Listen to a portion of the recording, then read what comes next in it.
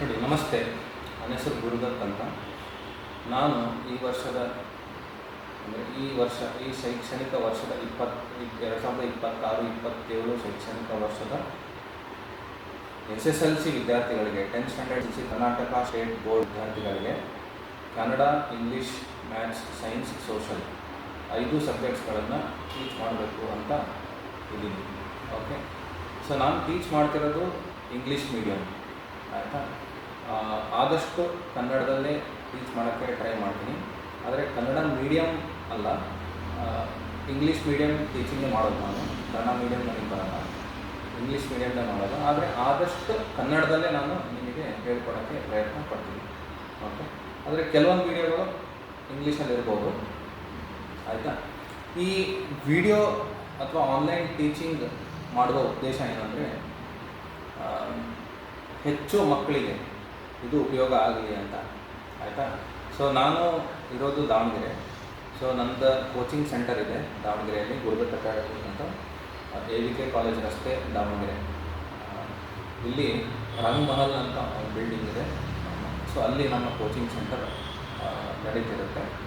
So coaching ಸೆಂಟರಲ್ಲಿ ನಾವು 5ನೇ ಕ್ಲಾಸಿಂದ PUC ಸೆಕೆಂಡ್ವರೆಗೂ ನಾವು ಟೀಚ್ ಮಾಡ್ತೀವಿ. ಸೊ ಇದು ನಮ್ಮ ಹೊಸ ಸಂಕಲ್ಪ, ಈ ವರ್ಷಕ್ಕೆ ಹೊಸ ಸಂಕಲ್ಪ. 5 ಸಬ್ಜೆಕ್ಟ್ಗಳನ್ನು ಎಕ್ಸೆಪ್ಟ್ ಹಿಂದಿ ಒಂದು ಟೀಚ್ ಮಾಡಲ್ಲ, ಯಾಕಂದರೆ ಟೈಮ್ ಆಗ್ತಿಲ್ಲ ನನಗೆ ಹಿಂದಿ ಟೀಚ್ ಮಾಡೋಕ್ಕೆ. ಕೊನೆಗೆ ನೋಡೋಣ, ನನಗೇನಾದರೂ ಜನವರಿ ನಂತರ ಅವಶ್ಯಕತೆ ಬಿದ್ದರೆ, ಆಮೇಲೆ ಅಟ್ಲೀಸ್ಟ್ ಪಾಸಿಂಗ್ ಪ್ಯಾಕೇಜ್ ಅಷ್ಟಾದರೂ ನಾನು ಹಿಂದಿ ಟೀಚ್ ಮಾಡಬೇಕು ಅಂತ ಇದ್ದೀನಿ. ಬಟ್ ಸದ್ಯಕ್ಕೆ ನಾನು ಹಿಂದಿ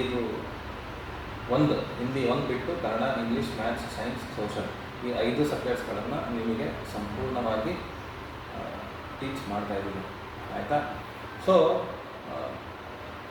ಎರಡನೇದು, ಇದ್ರ ಜೊತೆಗೆ ನಿಮಗೆ ತುಂಬ ಪರೀಕ್ಷಾ ಪೂರಕ ಮಾಹಿತಿಗಳನ್ನು ನಾನು ಕೊಡ್ತಾ ಇರ್ತೀನಿ.